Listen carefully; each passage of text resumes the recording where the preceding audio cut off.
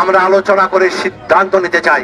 আগামী 3 দিন পর থেকে সারা উত্তরবঙ্গের 16টা জেলার সমস্ত গাড়ি বন্ধ থাকবে। শ্রমিককে যদি কেউ লাঞ্ছিত করার চেষ্টা করে ভবিষ্যতে, তাহলে শুধু একটা দুইটা দোকান না, সারা বাংলাদেশে আগুন জ্বলবে।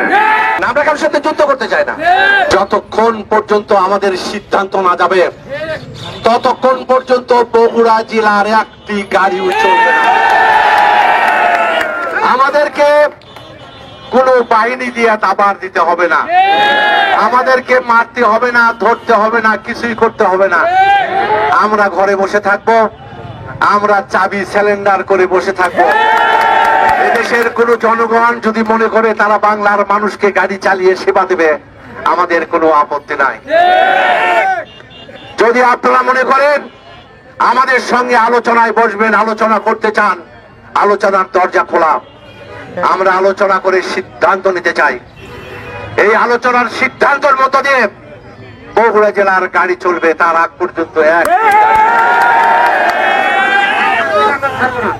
আর যদি কেউ কোনো শ্রমিকের গায়ে হাত দেয়, এর চাইতে ভয়াবহ অবস্থা দাঁড়াবে। যে কারণে আমরা পরবর্তী সিদ্ধান্ত না দেওয়া পর্যন্ত কোন রকম কোনো গাড়ি চলবে না। আর আপনারা যে দোকানপাট আছে, বিভিন্ন মানুষের দোকান আছে, মানুষের সম্পদ কোন রকম নষ্ট করতে যাবে না। আমরা কারোর সাথে যুদ্ধ করতে চাই না। আমাদের সংগ্রাম একটাই, আগামীতে যতক্ষণ পর্যন্ত প্রশাসনের সাথে বসে সমাধান না হবে ততক্ষণ পর্যন্ত গাড়ি বন্ধ থাকবে। গাড়ি খুললে আমরা মাইকিং করে আপনাদেরকে জানায় দেবো।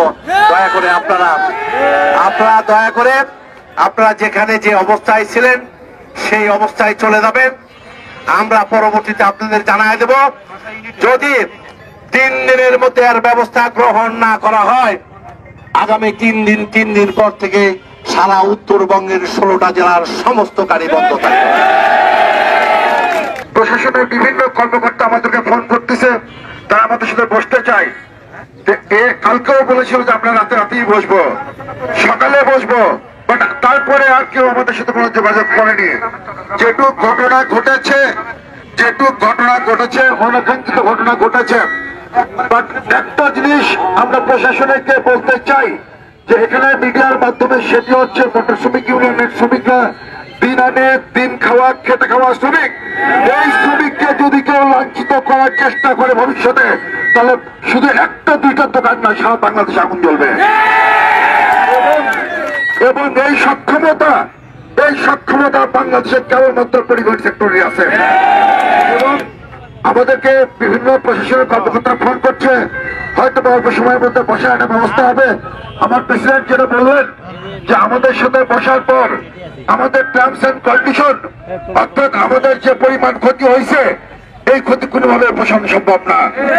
তারপরেও মানসম্মত ভাবে যতক্ষণ পর্যন্ত সমাধান না হবে, যতক্ষণ পর্যন্ত পরিবহন সেক্টরের শ্রমিকদেরকে ইজ্জত দিয়ে এটার মীমাংসা না হবে, ততক্ষণ গাড়ি বন্ধ থাকবে।